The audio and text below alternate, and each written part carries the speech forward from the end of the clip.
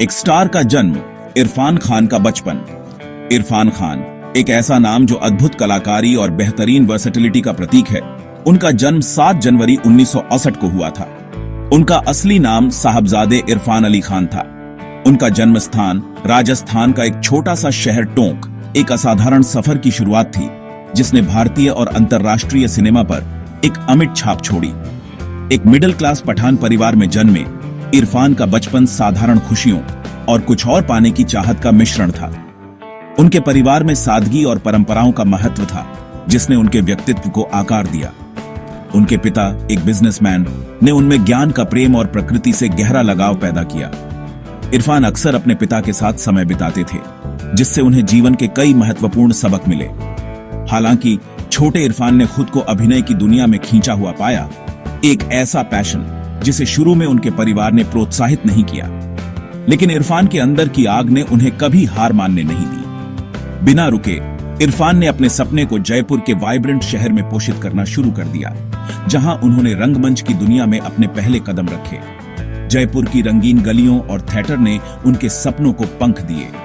मंच उनका कैनवास बन गया, जिससे उन्हें अलग अलग किरदारों और भावनाओं को एक्सप्लोर करने का मौका मिला और ऑडियंस को मोहित करने की उनकी नेचुरल एबिलिटी निखरती गई। हर परफॉर्मेंस के साथ उनका आत्मविश्वास बढ़ता गया। अपने जुनून से प्रेरित होकर इरफान जानते थे कि उन्हें अपनी कला को निखारने के लिए सही मार्गदर्शन की आवश्यकता है। उन्होंने अपने सपनों को साकार करने के लिए कड़ी मेहनत की और कभी पीछे मुड़कर नहीं देखा।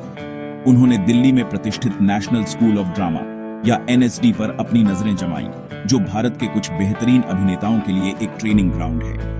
एनएसडी में दाखिला लेना उनके लिए एक बड़ा सपना था। एनएसडी में उनका एक्सेप्टेंस एक टर्निंग पॉइंट साबित होगा, जो अभिनय की कला के प्रति उनकी प्रतिबद्धता को मजबूत करेगा और उन्हें उस फिनोमिनल परफॉर्मर के रूप में ढालेगा जो बनना उनकी डेस्टिनी में था। यह उनके जीवन का एक महत्वपूर्ण मोड़ था, जिसने उनके करियर को नई ऊंचाइयों पर पहुंचाया। सपने को साकार करते हुए राजस्थान से एनएसडी तक, यह सफर केवल भौगोलिक नहीं था, बल्कि एक गहरे आत्मिक और पेशेवर परिवर्तन का भी था। नेशनल स्कूल ऑफ ड्रामा अपनी कठोर ट्रेनिंग और एक्टिंग की बारीकियों पर जोर देने के साथ इरफान का प्लेग्राउंड बन गया। यहां उन्होंने अपने सपनों को एक नई दिशा दी। यहां उन्होंने खुद को रंगमंच की दुनिया में डुबो दिया। अनगिनत घंटे पढ़ाई, रिहर्सल और अपने मेंटर्स की विजडम को अब्सॉर्ब करते हुए बिताए। यह एक ऐसा समय था जब उन्होंने अपने अंदर के कलाकार को खोजा और निखारा। एनएसडी में इरफान का समय केवल एक्टिंग की टेक्निकलिटी सीखने के बारे में नहीं था। यह अपनी सीमाओं को आगे बढ़ाने, मानवीय भावनाओं को समझने और कहानी कहने की ट्रांसफॉर्मेटिव पावर को खोजने के बारे में था। यह एक ऐसा अनुभव था जिसने उनके दृष्टिकोण को व्यापक बनाया। उन्होंने हर चैलेंज को अपनाया, अलग अलग किरदारों को निभाने के हर अपॉर्चुनिटी को लगातार इंप्रूव करने और अपने स्किल्स को रिफाइन करने की कोशिश करते रहे। यह एक निरंतर यात्रा थी जो उन्हें हर दिन कुछ नया सिखाती रही। एनएसडी की कैमराडरी और क्रिएटिव एनर्जी ने इरफान के जुनून को और भी बढ़ा दिया। यहाँ की दोस्ती और सहयोग ने उन्हें एक मजबूत आधार प्रदान किया।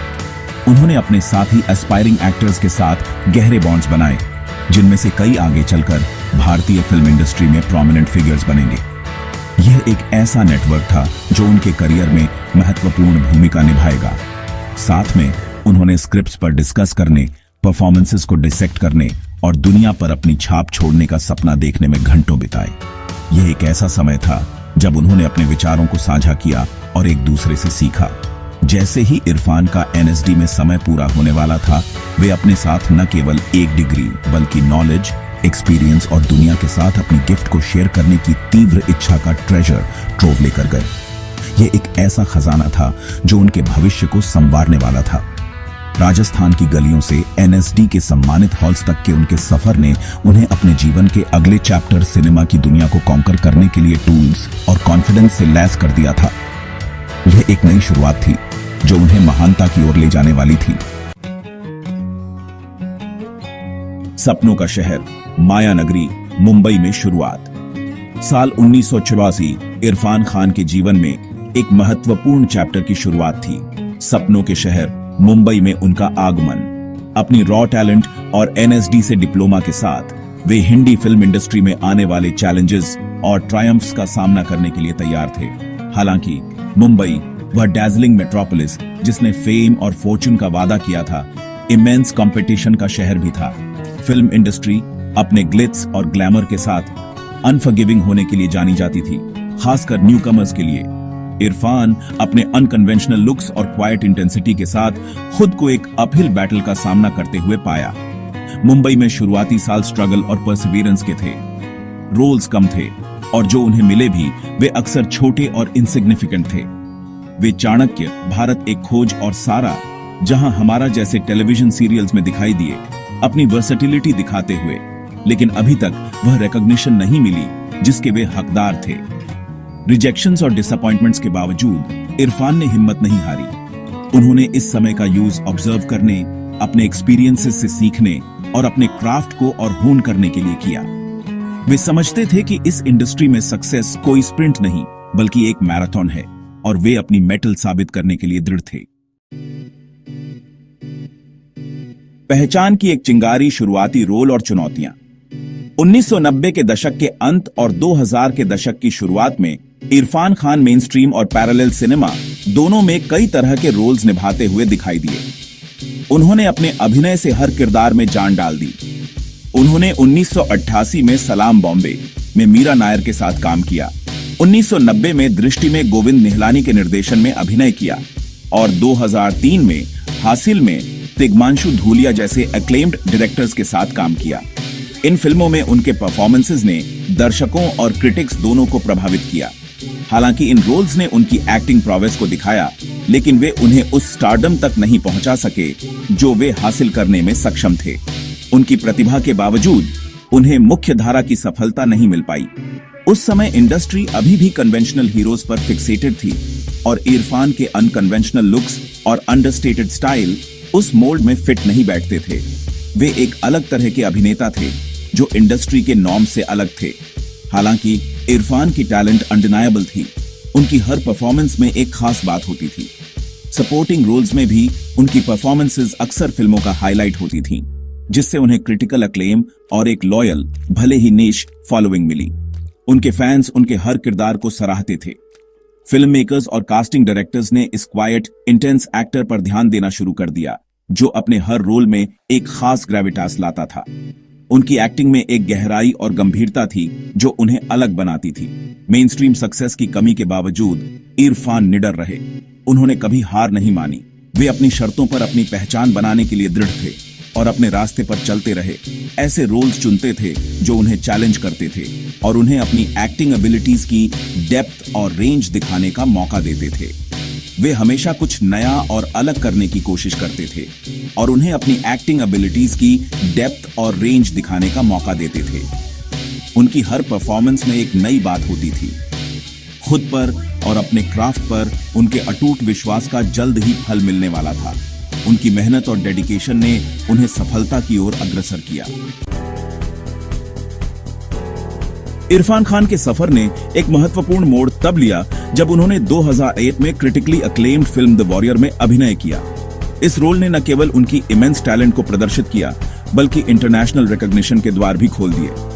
इस पॉइंट के बाद इरफान के लिए कोई पीछे मुड़कर नहीं देखा। उन्होंने डाइवर्स रोल्स निभाना जारी रखा, हर एक पिछले वाले से ज्यादा चैलेंजिंग, एक वर्सेटाइल और पावरफुल एक्टर के रूप में अपनी जगह पक्की करते हुए। मकबूल, पान सिंह तोमर और दी लंच बॉक्स जैसी फिल्मों में उनके परफॉर्मेंसेस ने उन्हें वाइड स्प्रेड अक्लेम और कई अवार्ड्स दिलाए। इरफान खान वास्तव में ग्लोबल स्टेज पर आ गए थे, बॉलीवुड और हॉलीवुड दोनों पर एक अमिट छाप छोड़ते हुए। हॉलीवुड का इरफान खान का सफर वाकई कमाल का था। उन्होंने हर रोल में ग्रेविटस और ऑथेंटिसिटी का एक यूनिक ब्लेंड लाया, जिसने दुनिया भर के दर्शकों को मोहित कर लिया। दी नेमसेक से लेकर लाइफ ऑन ऑफ पाई और जुरासिक वर्ल्ड तक उन्होंने साबित कर दिया कि टैलेंट की कोई सीमा नहीं होती। उनकी परफॉर्मेंसेस न केवल यादगार थीं, बल्कि उन्होंने इंटरनेशनल सिनेमा में अन्य भारतीय एक्टर्स के लिए भी दरवाजे खोल दिए। 2018 में इरफान खान को एक रेयर न्यूरोएंडोक्रीन ट्यूमर का पता चला। इमेंस चैलेंजेस के बावजूद उन्होंने इनक्रेडिबल करेज और ग्रेस के साथ अपनी बीमारी का सामना किया।